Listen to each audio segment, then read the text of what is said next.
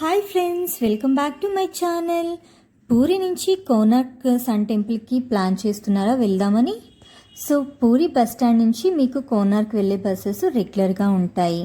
మనం వెళ్ళే రూట్లో చంద్రబాగ్ బీచ్ అని ఉంటుంది. సన్ టెంపుల్కి ఒక 3 కిలోమీటర్స్ డిస్టెన్స్లో ఉంటుంది. ఈ బీచ్ యొక్క ప్రత్యేకత ఏంటంటే ఒరిస్సా రాష్ట్రంలో సూర్యకిరణాలు ఫస్ట్ ఈ బీచ్ మీదే పడతాయి అన్నమాట. పూరి టెంపుల్ నుంచి ఒక 35 కిలోమీటర్స్ డిస్టెన్స్లో ఈ కోనార్క్ సన్ టెంపుల్ ఉంటుంది. ట్రావెల్ టైం వచ్చేసి మీకు 1 అవర్. ఈ టెంపుల్ అన్ని డేస్లోని ఓపెన్లోనే ఉంటుంది. ఎటువంటి హాలిడేస్ అన్నవి లేవు. ఈ టైమింగ్స్ వచ్చేసి ఏంటంటే మార్నింగ్ 6 నుంచి నైట్ 9 వరకు ఉంటుంది. నైట్ టైం అయితే లైట్ షో కూడా ఉంటుంది. ప్రత్యేకంగా మీరైతే టికెట్ తీసుకోవాలి లైట్ షోకి. లైట్ షో టైమింగ్స్ వచ్చేసి నైట్ 7:30కి ఒక షో ఉంటుంది, తర్వాత 8:30కి ఒక షో ఉంటుంది. ఈ Konark sun temple entry fee వచ్చేసి 40 రూపీస్. బిలో 15 ఇయర్స్ కిడ్స్ ఎవరైతే ఉన్నారో వాళ్ళకి ఫ్రీ ఎంట్రీ ఉంటుంది. మనం ముందుగా ఒక బీచ్ గురించి మాట్లాడుకున్నాం కదా, చంద్రబాగ్ బీచ్ అని. ఆ ఒక్క బీచ్ యొక్క ప్రత్యేకత ఏంటో తెలుసుకుందాం ఇప్పుడు. శ్రీకృష్ణుడు కుమారుడు సాంబవుడు కుష్ఠరోగం బారిన పడ్డారు. శాపం విమోచన కోసం సాంబడు చంద్రబాగ నది సముద్రంలో కలిసే ప్రదేశంలో సూర్య భగవంతుడి కోసం తపస్సు చేసి శాప విమోచన కలిగింది. ఈ సముద్రం దగ్గరే సాంబవుడికి సూర్య విగ్రహం లభించిందంట. ఇప్పుడైతే ఆ సూర్య విగ్రహం ఎక్కడుందో తెలీదు. ప్రెజెంట్ అయితే కోనార్క్ టెంపుల్లో లేదు. శాంబవుడికి ఎవరు శాపం పెట్టారో తెలుసా? నారద మహర్షి. అది కూడా ఎందుకంటే అమ్మాయిల్ని చూసి అతను తప్పుగా మాట్లాడారు లేదా బిహేవ్ చేశారనమాట. సో అందుకే నారద మహర్షి శాపం అన్నది పెట్టారు. అప్పుడు వెంటనే శ్రీకృష్ణుడి దగ్గరికి వెళ్ళి ఇదంతా చెప్పారు. నువ్వు ఇదంతా అనుభవించవలసిందే, నేనేమీ చేయలేనని చెప్పారు. కోనార్క్ టెంపుల్ ఎంటర్ అవగానే మీకు లెఫ్ట్ సైడ్లో ఒక చాలా పెద్ద ట్రీ అన్నది ఉంటుంది. అదేనండి సాంబ తపోవనం. ఈ సాంబ తపోవనం దగ్గరే సాంబడు తపస్సు చేశారు. ఎవరికైనా ఎటువంటి హెల్త్ ఇష్యూస్ ఉన్నా ఈ సాంబ తపోవనం దగ్గర మీరు కూర్చొని ఆదిత్య హృదయం లేదా ఏదైనా సూర్యుడికి సంబంధించిన మంత్రం చదివినట్లయితే మీకు ఏమైనా హెల్త్ ఇష్యూస్ ఉంటే అవన్నీ తగ్గిపోతాయి. అసలు ఈ టెంపుల్కి కోనార్క్ అని ఎందుకు నేమ్ వచ్చిందో తెలుసా? కోనార్క్ అంటే అర్థం ఏమిటంటే కోనా ప్లస్ ఆర్క్, రెండింటిని కలిపితే కోనార్క్ అవుతుంది. కోనా అంటే కోణము మరియు దిక్కు, అండ్ ఆర్క్ అంటే సూర్యుడని అర్థం మన సంస్కృత భాషలో. ఈ టెంపుల్ 13వ శతాబ్దంలో కట్టారు నరసింహదేవ రాజుగారు.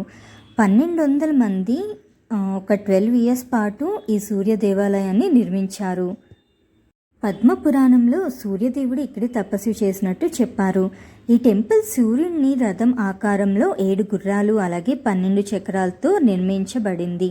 ఈ 12 చక్రాలు సమయాన్ని సూచిస్తాయి.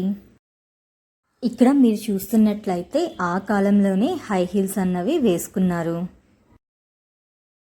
3/4 ప్యాంట్స్ కూడా ఆ కాలంలో ఉండేవి. ఈ టెంపుల్ యొక్క ఆర్కిటెక్చర్ అయితే బాగుంది. ఈ టెంపుల్ చుట్టూ 12 చక్రాలు ఉంటాయని చెప్పాను కదా, అవేంటంటే టైమ్ ఎంతైంది ఏంటని ఆ చక్రాలు నీడని బట్టి వాళ్ళు ఆ కాలంలో గ్రహించేవాళ్ళు టైం ఎంతైంది ఏంటన్నది.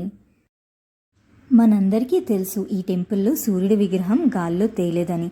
కానీ ఎప్పుడైతే పోర్చుగల్ దేశం వాళ్ళు బోట్స్లో సముద్రం వైపు వెళ్తుండగా వాళ్ళ కంపస్ ఏదైతే ఉంటుందో అందులో ముళ్ళు ఏ డైరెక్షన్లో చూపించలేదు. వాళ్ళకప్పుడు అనుమానం వచ్చింది, అసలు ఎందుకు ఇది ఎటు డైరెక్షన్ చూపించుకొని ఉన్నది అని. అప్పుడు ఇక్కడైతే సన్ టెంపుల్ ఉంది కదా, ఆ సన్ టెంపుల్లో 52,000 kgs ఒక మ్యాగ్నెట్ అన్నది పెట్టారు. సో ఆ మ్యాగ్నెట్ వల్ల ఈ కంపస్ అన్నది మూవ్ అవ్వలేదు, ఆ ముళ్ళు మూవ్ అవ్వలేదు. సో అందుకే ఇదంతా అని అనుకున్నారు. అప్పుడు అదంతా తెలుసుకొని ఆ మ్యాగ్నెట్ని ఎలాగైనా తీసేయాలని టెంపుల్కి వచ్చి ఆలయంని ధ్వంసం చేసి ఆ విగ్రహాన్ని తొలగించేశారు. తర్వాత ఆ మ్యాగ్నెట్ ఏదైతే ఉన్నదో అది కూడా తీసుకొని వెళ్ళిపోయారు వాళ్ళతో పాటు. ఈ టెంపుల్ చుట్టూ మీరు చూస్తున్నట్లయితే 3 సూర్య విగ్రహాలు ఉంటాయన్నమాట. ఇవి ఒకటి బాల్యంకి, ఇంకొకటి యవ్వనంకి, మరొకటి వృద్ధాప్యంకి చూపించినట్లు ఉంటాయి. ఈ విగ్రహాల్ని ఉదయించే సూర్యుడు, మధ్యాహ్నం సూర్యుడు అండ్ అస్తమించే సూర్యుడు అని పిలుస్తారు. ఈ ఆలయం ముఖద్వారంకి ఉపయోగించిన రాళ్ళు అనేవి ఏమిటో ముఖద్వారంకి ఉపయోగించిన రాళ్ళు ఎంతో దృఢంగా అలాగే శక్తివంతవి అని చెప్పుకునేవాళ్ళు అప్పట్లో. ఈ రాళ్ళను చూసిన బ్రిటిష్ వాళ్ళు టెస్ట్ చేయడానికి ఏంటంటే కొన్ని రాళ్ళను ఇంగ్లాండ్ కూడా తీసుకొని వెళ్ళి టెస్ట్ చేశారని చెప్తుంటారు. ఈ సన్ టెంపుల్కి 750 మీటర్స్లోనే ఇంకో మ్యూజియం కూడా ఉంటుంది.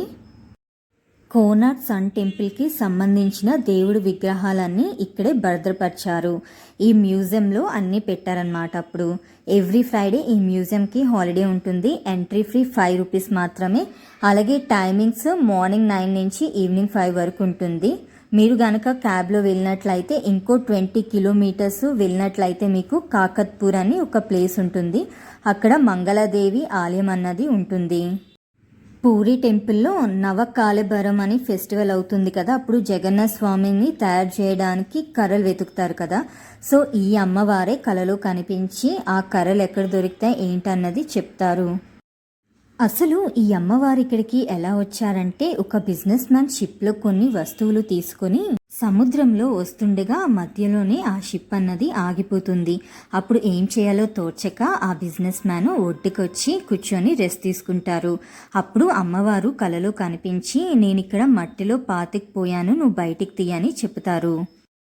అమ్మవారు మట్టిలో కూడిపోయానని చెప్పారు కదా, అసలు ఇది నిజమా కాదా అని తవ్వి చూస్తే అక్కడ నిజంగానే అమ్మవారు కనిపించారు.